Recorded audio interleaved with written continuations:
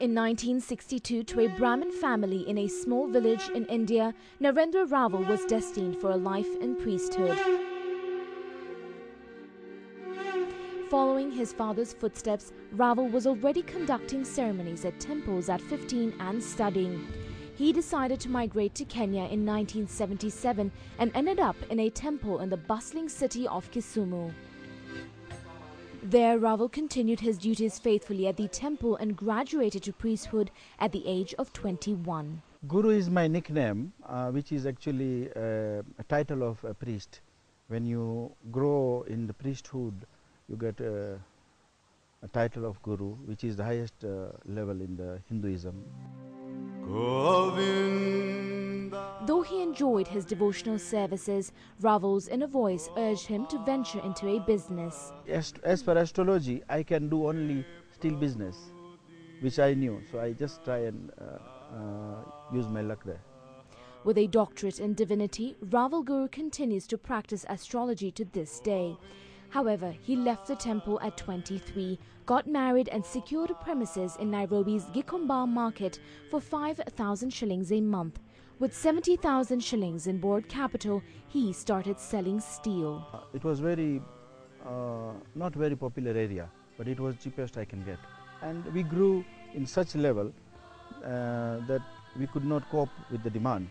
So then I decided to put up the factory, and I started with the small factory. All was not bliss for the then young businessman. Guru remembers the hard times and his perseverance when there wasn't enough to make ends meet both at home and in his business. I've come across a lot of time big problems. I had to work at the shop one time, but God helped me. My greatest challenge was that trust, to create the trust, because you have to have the goods on credit and you cannot build trust overnight. So I had to work very hard to pay on promptly, to sell to the right people, and to make profit so I don't close down. In 1992, Devki Steels was born. The company was then producing 7,500 metric tons of steel per annum with a single production line of steel and had employed 65 workers. 20 years down the line, Devki Steels is the largest steel producer in East and Central Africa and is currently producing 250,000 tons, close to 250,000 metric tons of steel per annum, and boasts of 10 production lines of steel. Maisha Mabati became the second company in 1998 and produces galvanized sheets, after which came National Cement Company, launched in 2010 and is producing 4,000 tons of cement per annum and has a vision to double its production. The Devki group of companies now has a total of 4,000 employees and is still expanding. I have expansion plans for next 7 to 10 years, one is for cement, which is I want to reach to 2.5 to 3 million tons. It should take not more than 2 years' time. My dream is to make Kenya independent for steel. They don't have to import, and we have the ability.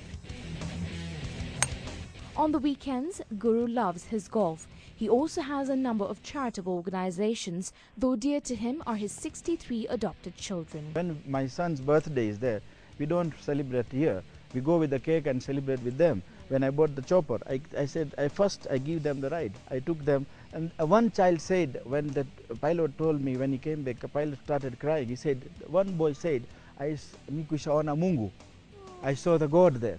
So that is my joy.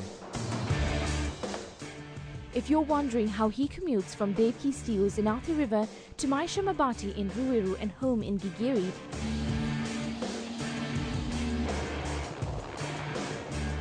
here is your answer: the AS350 chopper. Guru currently holds a PPL license in flying.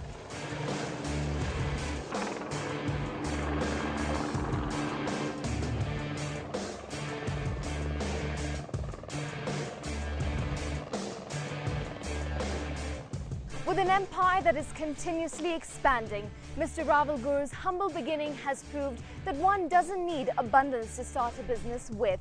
By setting a target and by putting your zeal in it, there is nothing that is impossible to conquer.